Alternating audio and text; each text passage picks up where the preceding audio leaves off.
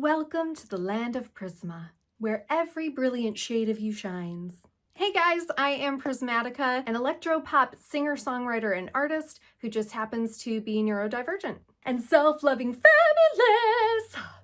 Today, for the first time ever, I am sharing with you and the world, yeah, I'm a little nervous, sharing with you my neurodivergence.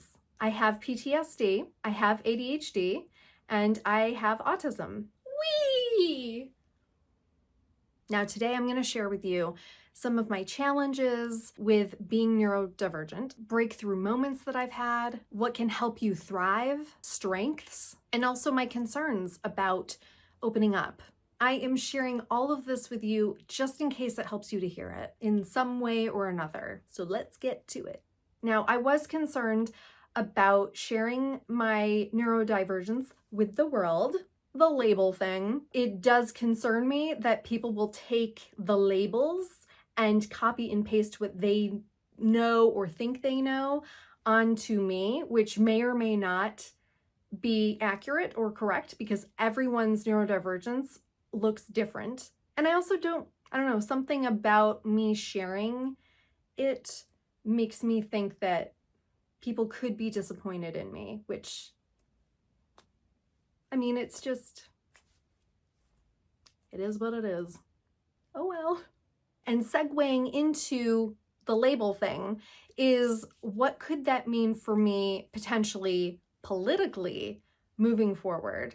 I have concerns, especially about this whole list idea that I've heard floating around. That harkens back to a historical time that I would rather us not revisit, like ever, for anyone. I want to be able to be myself. And I hope that by me sharing this, it helps you guys not feel so alone. So whatever the repercussions might be in the future, I do this proudly and strongly and confidently. Getting diagnosed. It can definitely feel intimidating and perhaps a little scary to consider getting diagnosed. For me, I just want answers. If you're telling me that this is the problem and these are the solutions, I am all for it. I just want to live my life. I was diagnosed ADHD in middle school and then promptly forgot that I had ADHD shortly after that because no one really treated it like a big deal, so I didn't. And then I was finally diagnosed with PTSD at the age of 26, and I was diagnosed with autism last year on July 3rd. The reason I got diagnosed, or what led me to being diagnosed, was actually the discovery along the way of me learning more about what autism in girls specifically looks like in order to support someone who I know has autism. But it's actually been shown that autism looks different in women and girls.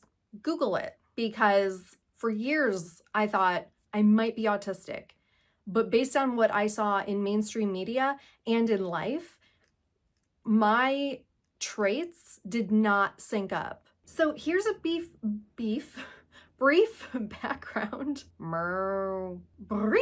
background on some of the challenges that I have faced living with neurodivergence. So there's been a lot of feelings of feeling lost, shattered, alone, second guessing who I am or if it's okay to be who I am. Fear of self-expression, especially due to being bullied, being outcasted a lot, especially growing up, being misunderstood, especially since one of my autistic traits is having auditory delay and visual delays. I am dyslexic. Aside from that, having the auditory delay has been very difficult for me to be able to follow along in conversations, to keep up. So oftentimes I may miss what someone has said and not respond because I'm still trying to catch up, or I'm speaking without realizing that I'm speaking because I am lost in thought trying to process, but also trying to interact.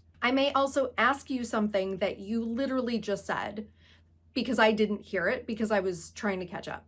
So it can come across as though I'm not listening, even though I am trying extremely hard to listen and to keep up and pay attention. Speaking of paying attention, definitely with the ADHD, having a hard time focusing on tasks, situations, thoughts, but also at the same time, because of the autism, I'm able to super deep dive on topics for long periods of time. Now, again, a lot of these traits can overlap and look like each other. So it is very hard to, and I'm still trying to figure out what causes what that I do. And the reason that's important for me is when you understand the cause, you can much more easily understand the solution, which is what I'm all about. Not feeling reliant on myself, a lifelong feeling of being a failure. Dissociation as well. Masking. Now, it used to be something I did all the time because I just felt like everything that I did was wrong and caused me to be unsafe emotionally and physically, mentally. So just trying to fit in however I needed to fit in was a very big go-to for me, which is a huge trait for people who are neurodivergent. Luckily, I don't feel compelled to mask nearly as much anymore. And that's really in large part to all of the work that I've done. It is interesting to me, though, to wonder who I would be now with, why does this feel weird? Come on.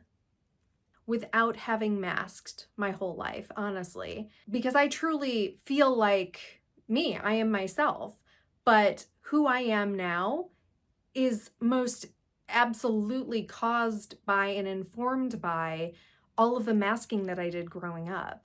Choosing partners who, looking back, were definitely neurodivergent as well, which definitely caused its own set of issues, which, you know, all relationships, neurodivergent or neurotypical, have their own sets of issues. I don't like to stand out, which may be a surprise to some or many of you. Yeah, see? A lifelong feeling of feeling as though something's off or wrong with yourself and not knowing why. Searching and never quite pinpointing it. It can be very frustrating and very self-defeating. Forgetting I'm neurodivergent and putting neurotypical expectations upon myself every single day. I have to remind myself daily that I function a certain way. That's okay, but it's a certain way. And we need to go with that instead of forcing myself to operate in a way that's not conducive to my personal needs. Not understanding humans or how they operate. It is so confusing to me so much of the time. And thank goodness I love history because history has taught me to understand the human nature and how it tends to be very cyclical. So it helps me understand humans present day and potentially future anticipatory human nature actions in the future. Self-loathing, depression, OCD, being slightly blunt, but with the bestest of intentions, I promise. Info dumping, especially when it comes to history and mental health issues. Always having an escape plan of some kind for various situations. Being socially exhausted, which takes us into being an ambivert. I am an ambivert. I am extremely introverted, but also extremely extroverted, which can be an experience. Like, I love people, but I'm also terrified to be around people. And I find it extremely exhausting to be around people. And a lot of that is that extreme social anxiety from years of being trained that I'm always wrong in social situations, but it's also excitement and happiness, being extra expressive, which I think normally isn't necessarily a challenge, but being an actress, as I am, for TV and film especially, it can definitely hold you back, as it has for myself. Being told you're too much, or you need to dim yourself and feeling as though maybe that's correct, maybe that's right. Stutter. I tend to stutter. I work really hard at hiding it. It's definitely way worse when I am anxious or super duper stressed. Perfectionism. That's definitely a challenge. Although I do prefer to refer to myself now as a recovering perfectionist. And there's a lot more. And I just realized I did not specify which ones I thought were which, but you get the gist. So in the end, basically my point with these particular examples is that in the big scope of things, what I have found for me personally and what can happen for people who are neurodivergent, especially if they're not diagnosed, is this questioning of self and this lack of self-acceptance. And what I want to encourage us today to do is to swing around on that and start to consider more self-acceptance and more self-expression and celebratoriness of yourself. And yeah, it can be very scary and intimidating to consider really embracing yourself and letting your truest, most amazing self shine. I get that. I have definitely been there before many times throughout my life. But what's really helped me, and I hope can be helpful for you too, is practicing it, right? Not just jumping into the deep end and then being super overloaded and scared and training your brain that it's really bad to do that because it didn't feel good to do. But instead, just trying it out here and there. And what I have found to be helpful behind that, to support that, is a shift in your mindset about how you think about not only yourself, but about how it's okay to be you. It's okay to express yourself. Why wouldn't it be? It's okay for other people to do it. Why not you? They may not like me, but at least I do. Not everyone is meant for everyone. You don't like everyone, and that's okay. Those people are still safe. They're still free to do and be as they are. And I've found that what can also help support that mindset shift is healthy coping skills that help you to, what's the word? That help you to walk through that stress or anxiety you might have about a certain situation. If you want to check me out on TikTok at Prismatica_XO, we will definitely be covering a lot of coping skills moving forward for just that. But all of this can help you and your brain trust in being you more. And that will help increase your confidence, your self-love, your self-acceptance. And that will help other people love and accept you more as well, because you'll be your true, authentic, confident self. Living in victory! What's amazing is that I have so much better, what am I trying to say?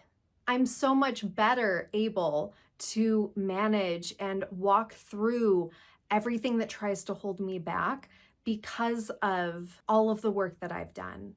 And because I choose victory over everything that tries to hold me back every single day, I am so much happier. I am more successful, and I am much more able to know and be myself. It wasn't always like that. This has taken work.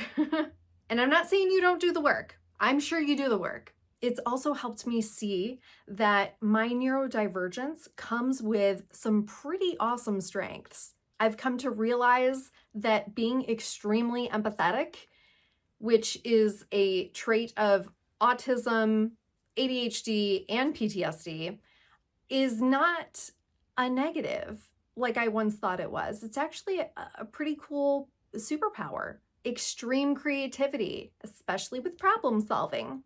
Being unapologetically myself. Because at the end of the day, I don't really understand the rules out there, so it's just better to be me.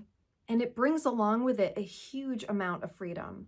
I thrive on multitasking and also diving deep and more.